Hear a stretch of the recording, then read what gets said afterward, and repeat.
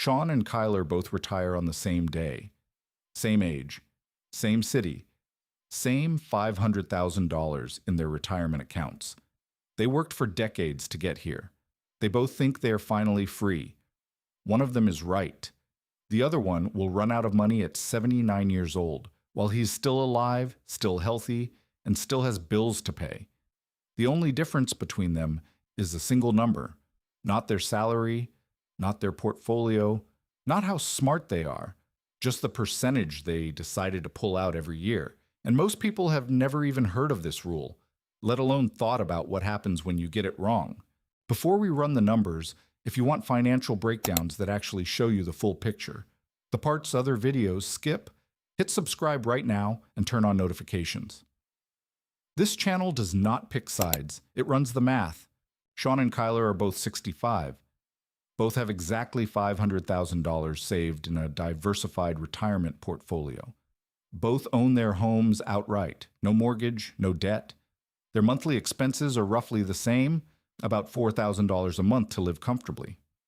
That is $48,000 a year. Here is where they split. Shaun reads a blog post that says you can safely withdraw 6% of your portfolio every year in retirement. 6% of $500,000 is $30,000. That is not enough to cover his $48,000 in expenses.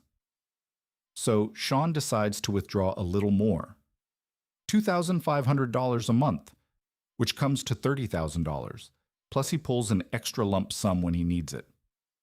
By the end of year one, Shaun has withdrawn roughly $48,000.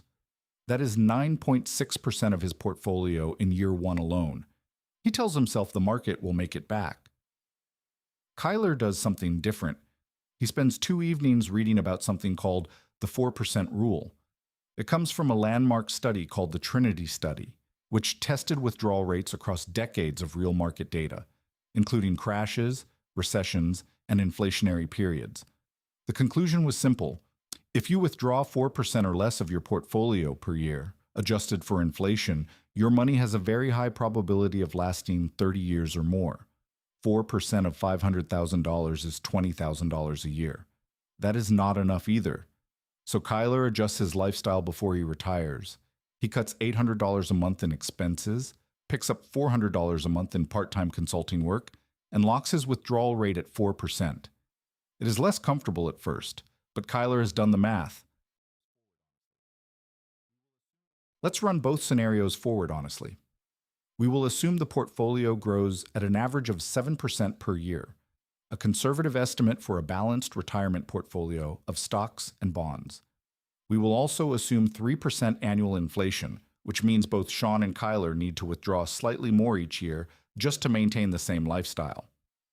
Shaun's portfolio, withdrawing approximately 9% per year.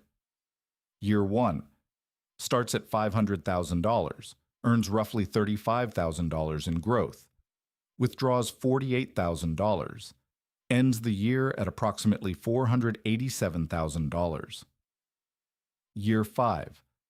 Portfolio has dropped to around $420,000. Year 10. Portfolio is now sitting near $310,000. Year 15.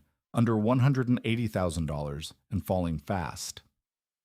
Year 17. Shaun is 82 years old. His portfolio hits zero. He's not dead. He's not sick. He's just broke, with potentially 10 to 15 years of life still ahead of him. Kyler's portfolio, withdrawing 4% per year. Year 1 starts at $500,000, earns $35,000, withdraws $20,000, ends the year at approximately $515,000. Year 5, portfolio has grown to around $560,000. Year 10, even with inflation-adjusted withdrawals, the portfolio is near $590,000. Year 20, Kyler is 85 years old. His portfolio is still above $500,000. Year 30, Kyler is 95. His portfolio has actually grown to over $600,000. Same starting amount, same market returns. One number separates financial freedom from financial disaster. Here is what the 6% crowd never tells you. The math on high withdrawal rates works perfectly in a spreadsheet when markets go straight up. The real world does not do that. In the first 3 years of Shaun's retirement, the market drops 25%. It has happened before. 2000, 2008, 2020. It will happen again. When you are withdrawing a large percentage of a shrinking portfolio, you are selling shares at a loss to pay your bills. Those shares are gone. They cannot recover with the market because they no longer exist in your account. This is called sequence of returns risk, and it is the single most dangerous thing about retirement that almost nobody explains clearly. Kyler experiences the same market drop, but his 4% withdrawal is small enough that his portfolio has room to breathe. He is not forced to sell at the bottom. The market recovers, and so does his account. There is a second thing nobody talks about. Inflation does not stop because you retired.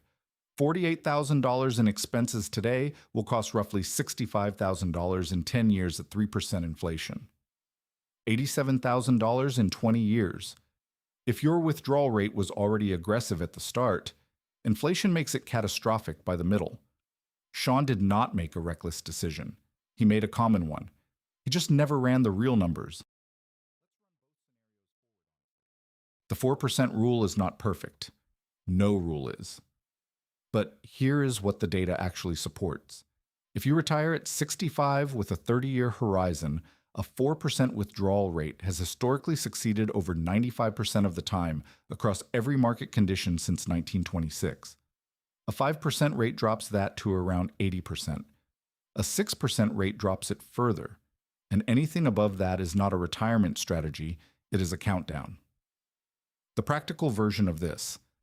Before you retire, multiply your expected annual expenses by 25. That is your target retirement number. If you need $48,000 a year, you need $1,200,000 saved, not $500,000. If you only have $500,000, your sustainable spending is $20,000 a year from the portfolio. Everything else needs to come from Social Security, part-time income, or reduced expenses. That's not a fun answer, but it is the honest one. Shaun and Kyler started in the exact same place, same savings, same age, same dream. The difference was not luck, not timing, not talent. It was one number that one of them never looked up. Do not be Shaun. Run your number before you retire, not after. If this breakdown was useful, subscribe and share it with someone who is planning for retirement. The best financial decisions come from information most people never get. This channel is trying to fix that.